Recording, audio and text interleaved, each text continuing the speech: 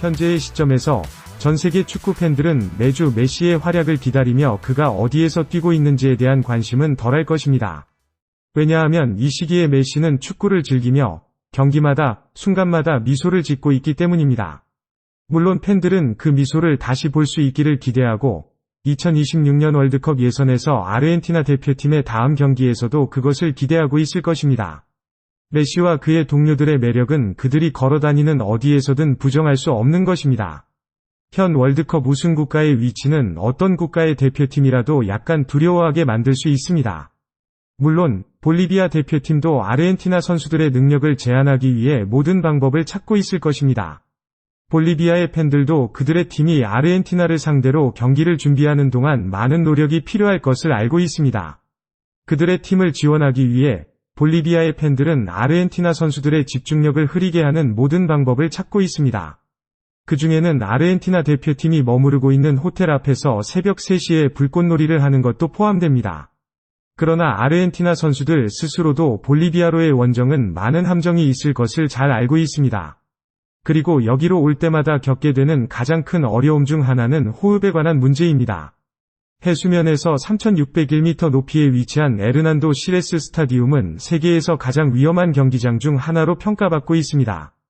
왜냐하면 여기의 경기 조건은 선수들이 흔히 경기하던 다른 스타디움과는 완전히 다를 것이기 때문입니다. 과학 연구에 따르면 평범한 사람은 이러한 고지대에서 정기적으로 훈련하지 않으면 자신의 운동 능력의 30%까지 잃을 수 있다고 합니다. 따라서 아르헨티나 선수들이 볼리비아에 있을 때 개인용 산소병을 항상 갖추고 있는 모습은 더 이상 신선한 것이 아닙니다. 물론 메시도 자신만의 산소병이 필요할 것입니다. 홈팀과의 경기에 최상의 준비를 하기 위해 에콰도르와의 첫 경기에서 아르헨티나를 위해 승리를 가져온 것으로 팬들은 메시가 차이를 만들기 위해 다시 나타나기를 기대하고 있습니다. 하지만 실제로 유리하지 않은 경기 조건에서 스칼로니 감독은 아마도 그의 최고의 스타를 위험에 빠뜨리고 싶지 않을 것입니다. 그래서 스칼로니 감독은 처음부터 메시를 경기에 등록하지 않았습니다.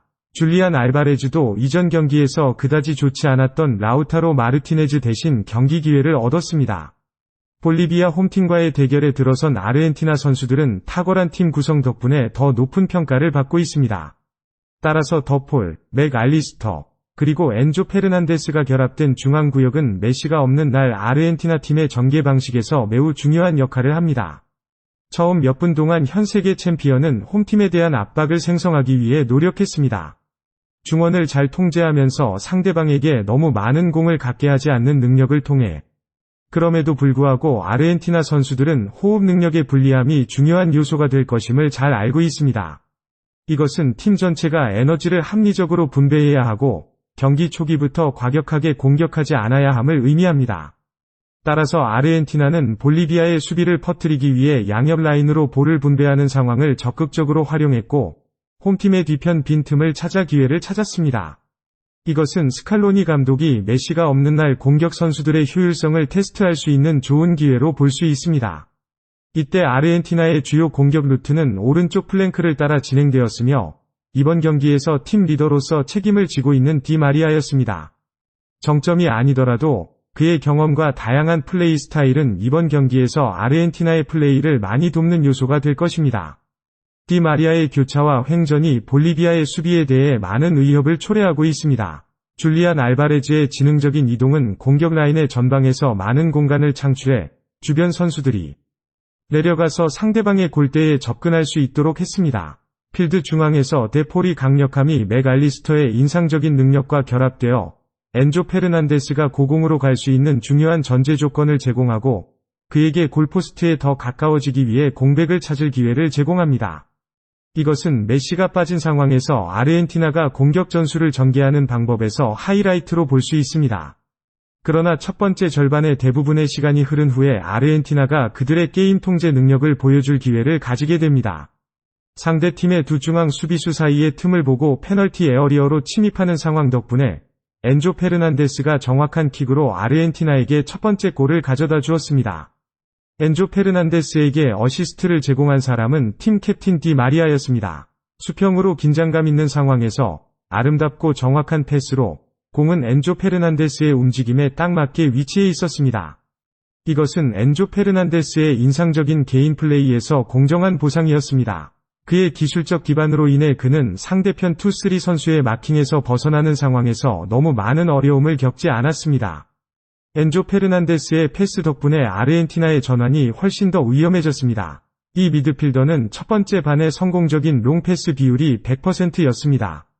전반 45분은 메시가 없음에도 아르헨티나가 경기에서 지배적인 위치를 유지함을 보여줌으로써 팬들에게 만족을 주었습니다. 아르헨티나의 유리함은 홈팀 볼리비아에게 거대한 압박을 주었습니다. 이것은 간접적인 원인이 되어 볼리비아의 로베르토 페르난데스 수비수가 크리스티안 로메로에게 파울을 범한 후 레드카드를 받게 되었습니다. 첫 번째 전반부터 수를 늘린 아르헨티나는 다양한 공격 전략을 통해 홈팀 골대에 큰 압박을 가하고 있습니다. 두 번째 골을 못한 뒤 스칼로니 감독님의 제자들은 합리적으로 배치된 프리킥을 통해 홈팀에 대한 격차를 2배로 늘렸습니다.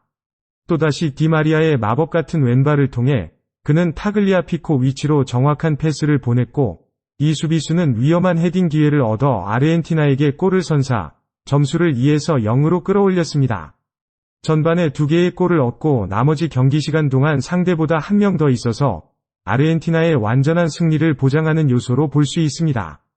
그러나 후반전으로 넘어갈 때 호흡 곤란과 관련된 어려움이 아르헨티나로 하여금 진짜로 홈팀 골대에 많은 위협을 가하도록 만들지 못하게 했습니다. 경기 전개 방식에서 아르헨티나가 공을 적극적으로 조종하는 것을 볼 수 있는데 그들은 많은 위험한 슈팅을 하지 않는다는 것이 팬들에게 보였습니다. 하지만 공간이 생길 때 아르헨티나는 그들의 수준과 고급 공격수들의 기회를 잘 활용하는 능력으로 우위를 유지했습니다. 다시 한번 디 마리아는 아르헨티나의 주요 발사체가 되었고 우측으로 인상적인 패스를 보내 니콜라스 곤잘레스가 편안한 위치에서 공을 잡을 수 있게 했습니다. 몇 번이 볼 컨트롤과 팀원들에게 기회를 만들어주는 능력 덕분에 곤잘레스는 강력한 슈팅으로 아르헨티나에게 3에서 0 승리를 가져다 주었으며 상대팀에게 막을 수 있는 어떠한 기회도 주지 않았습니다. 이것은 메시의 참여 없이 전술을 성공적으로 전개한 스칼로니 감독에게 중요한 승리로 여겨질 수 있습니다. 다양한 공격 전략들이 시험되었으며 이는 선수들의 유연성과 클래스 덕분입니다. 현재 상황에서 볼리비아는 아르헨티나와 경쟁하기에 부적합한 상대일 수 있습니다. 하지만 이것은 메시에 대한 의존 때문에 많은 의심을 받았던 팀으로부터 남미 팀에게 반갑다는 신호일 것입니다. 2022 월드컵부터 아르헨티나는 메시를 중심으로 둘 수도 있지만 필요할 때 스스로 표식을 남길 수 있는 방법을 알고 있다는 것을 입증했고 그것이 바로 아르헨티나 사람들이 보고 싶어하는 것입니다.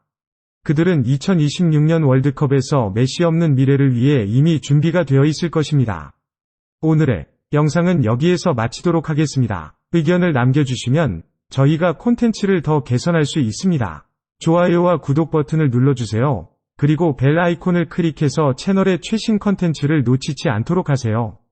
안녕히 계세요. 다음 에피소드에서 만나요.